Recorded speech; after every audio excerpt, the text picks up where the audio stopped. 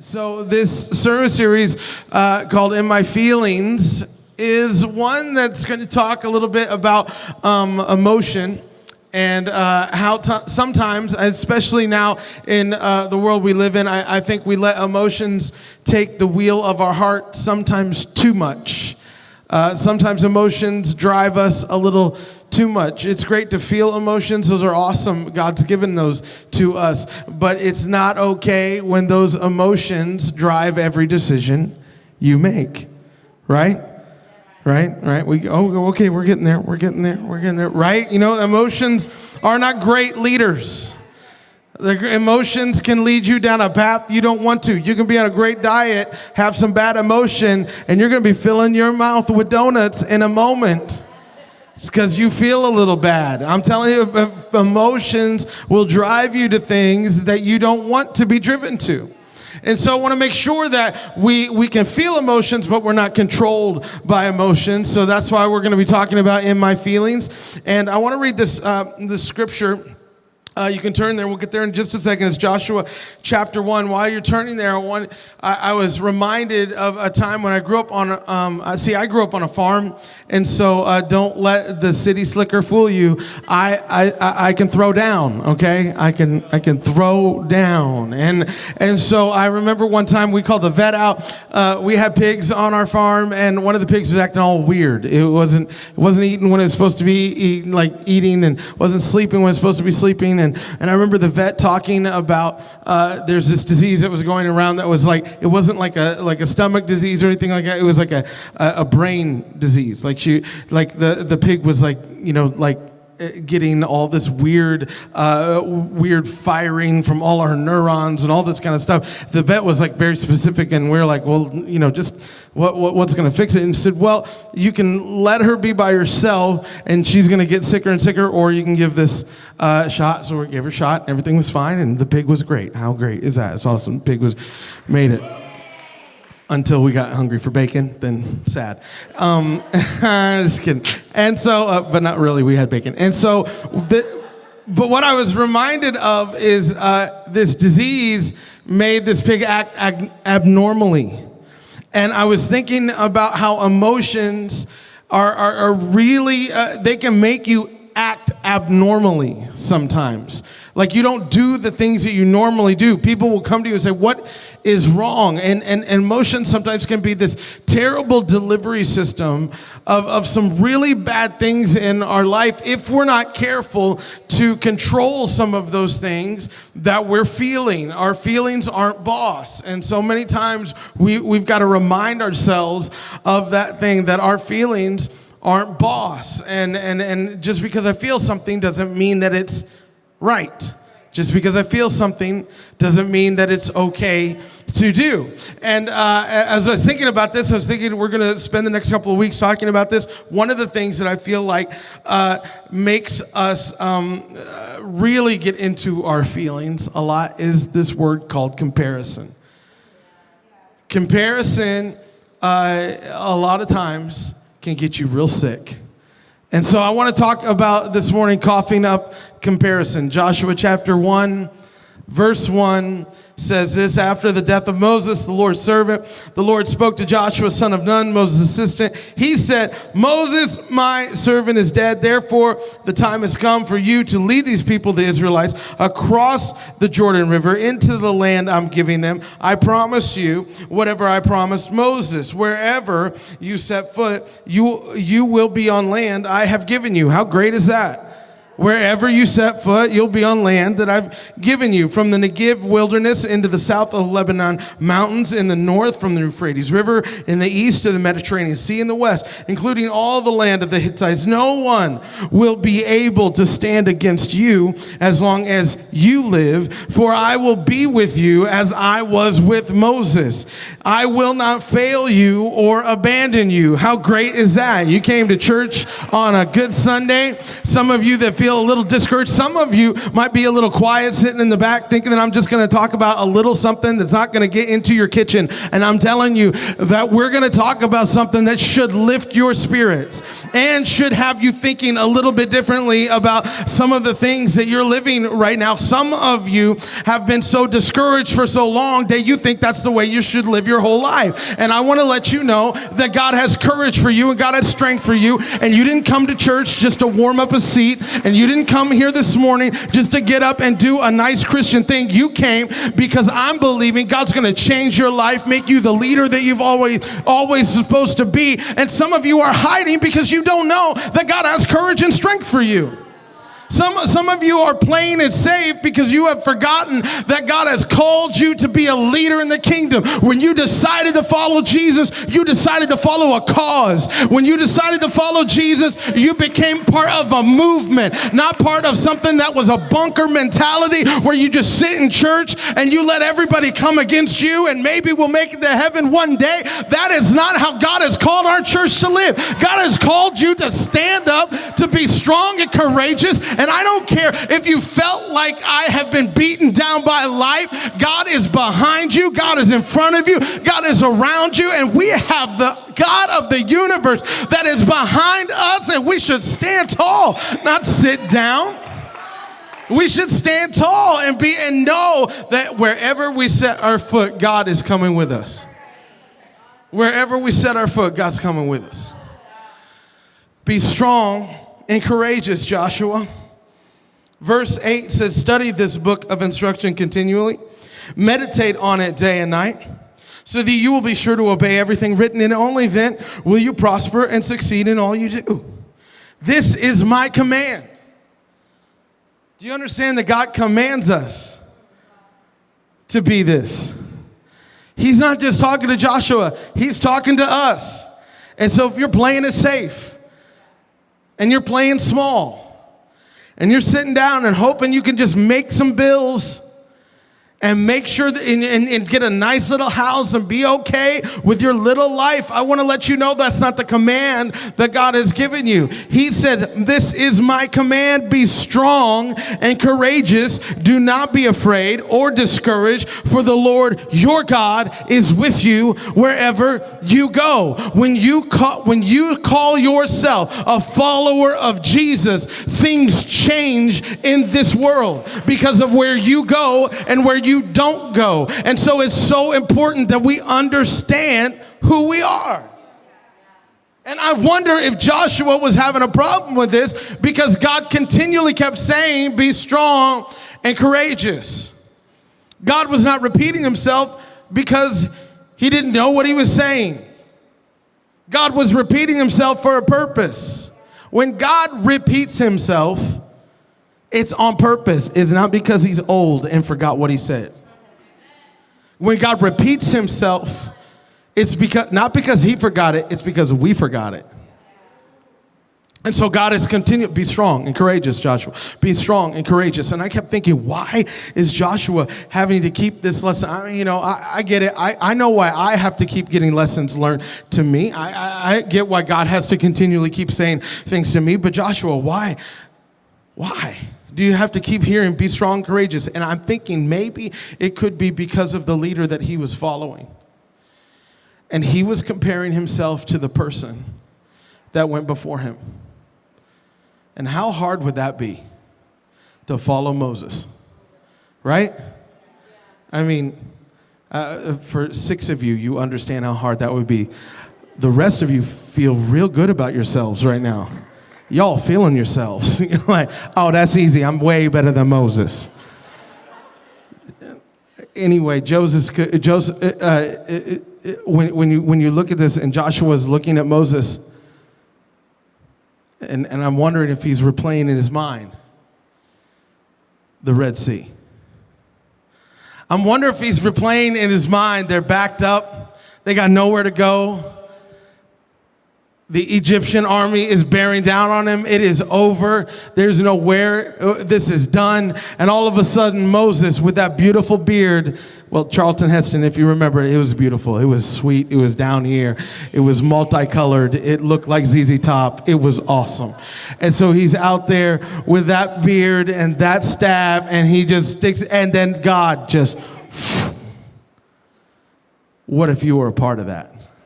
I mean, imagine walking through the sea.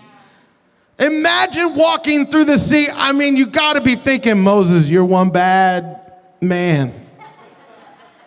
Like, you got to be thinking Moses is, like, think about Joshua, his second in command. You got to be thinking, like, Joshua's like, man, Moses, man, that was freaking cool, man.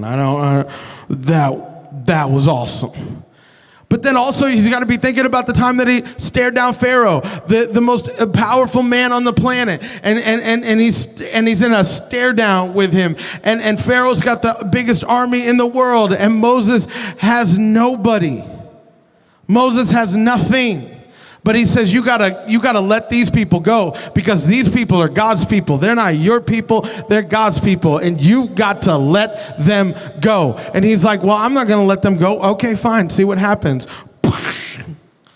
All of Egypt, tons of plagues, until he says, okay, fine, take them. They're not worth the trouble. He faced down Pharaoh, the most powerful man in the world. Then when they were hungry and they had no food in the desert, what happened? Boom! Manna, bread, gluten-free, awesome bread for every single person. You didn't have to cook this bread. All you had to do was go out and get this bread. For every single person, every single day, they were taken care of. And not only that, I mean, you think about how awesome that was, and then all of a sudden Joshua's replaying the time where they didn't have water, and Moses is like, oh, you don't have water? Here, there you go. Boom!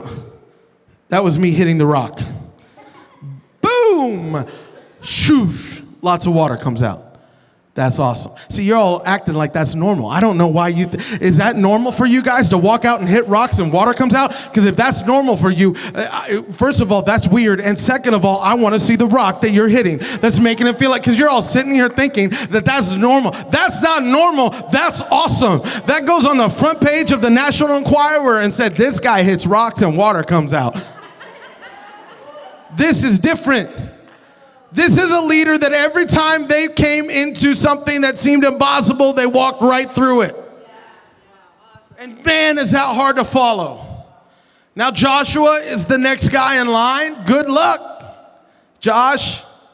Your name is not even as cool as Moses. Moses. Joshua. If you're named Joshua, we love you and we love your name.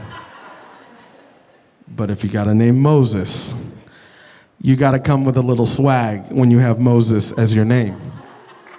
Actually, you probably already have swag if somebody named you Moses. All of a sudden, Joshua now is this next guy in line comparing to, and I'm wondering, though, did he forget about all the fights that had to happen so you could have a highlight reel like that? Because comparison uses the filter of forgetfulness. You start forgetting that people have gone through fights to get to the different highlights that they're getting to. You see, some of you single people, you see married couples and you're like, that is, wow, am I ever gonna get married? That's so awesome. You don't see the fights that got to that nice picture of we've been married 22 years. But you don't Instagram story those fights.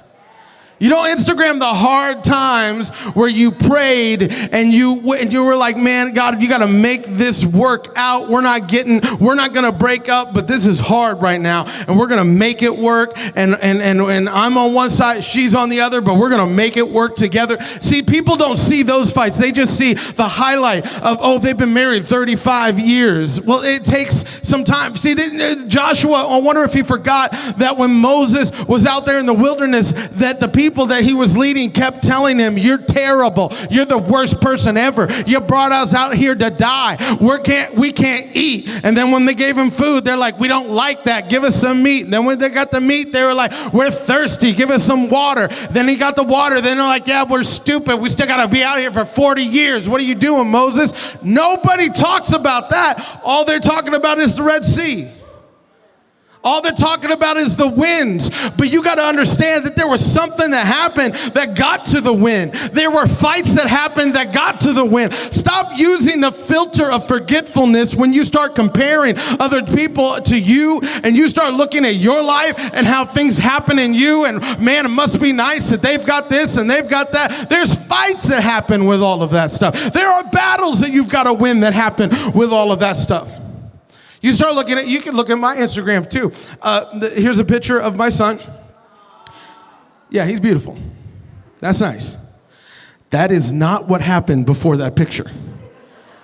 You see, you don't understand the fights. But you kind of do, because you have kids too, and that looks pretty and that looks nice, but you don't see the stuff that happened before. You don't see that yesterday when we had a 3-hour layover in Dallas, he face raked me like we were in WCW, grabbed my glasses, threw them, and he's like, what's up? I'll take your life. You didn't see him looking at me like that, like I will end you right now. You didn't see, all you see is this, and you think, must be nice to have such a sweet little baby. It is nice to have that. It's not nice when you're like, I'm gonna kill him. It's just not, but you got to go through the fights to get the highlight reel. And every single one of us got to understand that we've got to stop with the comparison trap and stop wanting the picture without the problem. We got to stop wanting the picture without the problem and understand, Joshua, be strong and courageous. You're not Moses, and you don't need to be Moses. And stop forgetting that Moses had his fights too. Joshua, you're going to have your fights too. So what does that mean? If you want a good marriage, you're going to have good fights too. You're going to have battles, or you're going to have to win. You want a good job, there's going to be great fights in that as well. You want a great bank account, there's fights in that as well. Nothing is easy. Everybody is going through battles, and everybody's trying to make it. And you got to quit comparing yourself and start saying, oh, they've got it easy and they made it and everything's perfect for them. No, stop. Moses had his fights too, Joshua. But maybe some of us don't use that filter of forgetfulness. Some of us use the filter of discouragement. Because comparison uses that filter as well. You start looking at yourself and you think, I could never. Joshua looked at Moses, I bet, and said, I don't know if I could ever do that. I don't know if I could ever be that kind of leader. I mean, man, he was awesome. I mean, even when God asked us to go up the mountain, I only got to go halfway up. Moses went all the way up. Does that mean that God only sees me as half the leader as Moses is? And see, that's the discouragement angle that the enemy would love to feed you. And he'll bring up stuff in your past so he can put a lid on your future. And he'll bring up things that you did wrong, or bring up things that you maybe looked at as something that you maybe have done wrong. Maybe it wasn't even something like that, but he'll paint it in that picture and say, you are not worthy of what God has called you to. And I want to let you know that that is a lie from Satan. Every single one of you that is dealing with that that's a lie from Satan. And that's why God has stepped into Joshua's life at this moment and said, you be strong and courageous. You be strong and courageous. You be strong and courageous. You step in. Some of you, God is asking you to step into new places, and you're sitting back on the sideline because you have been discouraged so much, and you have let your self-talk you out of stepping into something that you need to step into. And God is with you, and God is for you, and God is behind you, and God is around you, and God is surrounded, and He is for everything that He has called you to do. So stop talking yourself out of it, and stop believing the lies that says you'll never amount to any of that, and your family's never done any of that, and nobody has ever amounted to anything in your family, and you're going to do the same things that your parents did, and you're going to make the same mistakes that your family's done, and you're going to keep doing the same stuff that you've always done. And who are you to step out? And he will try to make you play small, because he knows that if you ever step out in faith, that God will meet you right where you step out, and there will be some miracles that will happen, and Joshua will start. See, because Moses opened up the Red Sea, that was awesome. That gave him a way through. But Joshua actually marched them around the town, broke down walls, and gave them a place to live. So there was something way higher that Joshua had, and there is something that's way higher on the inside of you. But if you constantly sit back in your seat and keep playing small and keep believing the lies that the devil is telling you, you will never step into the things that God has asked you to step into, and we will never have a place to live. We'll always have to be walking through somewhere, because you're not being Joshua. God's asked you to be Joshua. Stand up and be courageous. Walk into a new job. Walk into a new place. Believe that God has called you to be the leader that God's called you to be. And stop sitting back and believing the lies that, oh, you can never do that. This is why encouragement is so important. Not flattery, encouragement. And those two, you can't get those twisted. Flattery always wants something from somebody. Encouragement is trying to put something into somebody. And it's so important for our church to be encouraging. Some of you who are here for the first time, you're like, man, they're like amening and stuff. We do that on purpose. Everybody is doing that on purpose, because we're trying to encourage anybody who's up here talking. We're trying to encourage that, and we're trying to encourage you. And some of you who got a pat on the back this morning, and somebody said, oh, you look not, that is on purpose. Just so you know, that's not an accident, and that's not something that just happened happenstance. We're trying to be the most encouraging environment that we can be in our church, because guess what? We know the world we live in, and it's not an encouraging environment. And there are tons of different people that would love to tell you how bad you are and how wrong you are, and what the things you're doing are not good, or you haven't made this decision right, and all that kind of thing. We know the world we live in, and our church should be something different. The body of Christ should be something different. It should be encouraging. So I love my wife so much. She's the best encourager in the world. She is. Some of you who don't know her yet, get ready. She's the best encourager in the world. And we walk around, and we'll just be out in town, just doing stuff with Watson or whatever, just hanging. And she'll see somebody, she'll see a girl, she'll be like, oh, girl. Doesn't even matter, she doesn't even know her. Oh, girl, you look good. Where'd you get that? I love that. That is so good.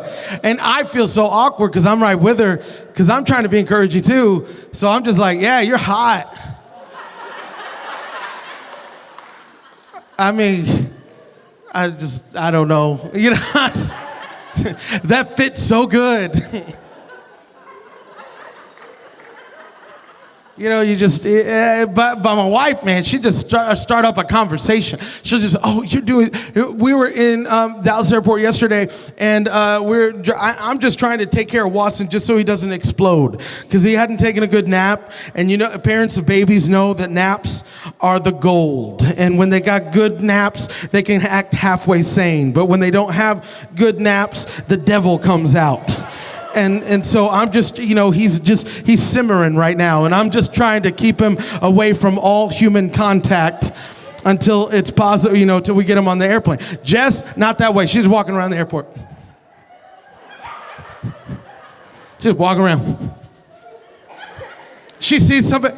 Oh my goodness. I saw you guys hug. How long you guys been married? 43 years. Oh my goodness. Tell me what your secret. You guys, this is beautiful. I want to do this forever. Come on. And she's just talking to them, and they're just loving it. And they're just like, well, there's lots of different secrets. Tell me one. Come on, just tell me one. And they're like, well, the Lord Jesus Christ is the center of our relationship. And we just, and I'm like, how awesome is that? Just right in the airport. I love that. And just making friends. They sat behind us in the airplane, which I was like, rookies. You gotta have a wide berth for any kids in an airplane. I don't know why, but thank God we're still friends when we left. But I was just thinking about this. This is so important in life. To walk wherever you go and encourage people. Wherever you are, be an encouragement. Be an encouragement in your job. Come on, church. Be an encouragement in your job. Be an encouragement in your family. I know they're crazy. We all know you've got crazy family members. But you know what? Even the craziest one does something good. Pull it out of them. Encourage them. Encourage them. Be the one encourager in your office. Be the one encourager in your family. Be the one encourager for yourself. Some of you need some good self-talk where you wake up in the morning, you get some scripture out, and you start telling, yeah, I am going to be bold and courageous. I am going to stand up like God has asked me to. I am going to stand into everything that God has asked me to stand into. Be an encouragement. Some of you have been telling yourself some dumb self-talk for too long, and you are your own chief worst critic who discourages yourself before you ever step out to something. You need to stop that mess. Get your Bible in your hand and start saying what God says about you. And you maybe after a while you'll start believing what God says about you and start encouraging yourself and start encouraging others around you, because when you encourage yourself, at some point you'll start encouraging others.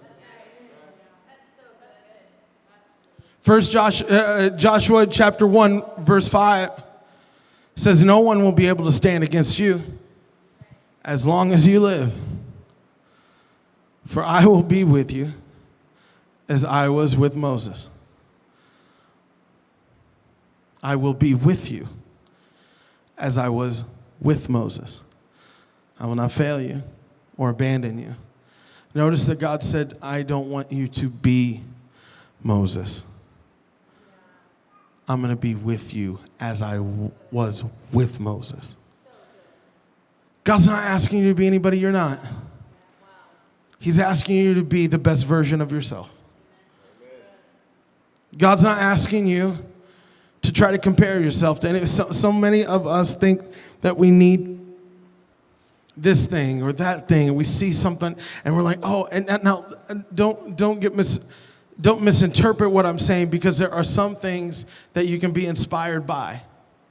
And be inspired by great pastors and leaders and teachers in your life. Maybe inspired by a boss or inspired by people in your family. You can be inspired by those people, but you can't get identity from those people. And so, Joshua, you can be inspired by Moses, but you should never get your identity from Moses. You can't be Moses. God said, I'll be with you as I was with Moses. So I need you to be you so I can be with you. And so he needs us to be who God has called us to be, and he will be with us. He's not asking us to be another person. Otherwise, he would have made us another person. But he made us to be just like us. And he said, I'll be with you as I was with Moses. And I'll be with you as I was with Moses. I'll never leave you or forsake you. So the things you saw that Moses did and the things that you saw that seemed like they were impossible, those impossible things will happen with you too. But they will not happen with you being Moses. They will happen with you being yourself and letting me be with you as I was with Moses. Some of us need to understand who we are and understand again. See, the comparison trap happens at the very root of it is an identity crisis. When you don't know who you are and when you don't know how God has made you, and you need to understand how God put you together and that God made you how you are for a purpose.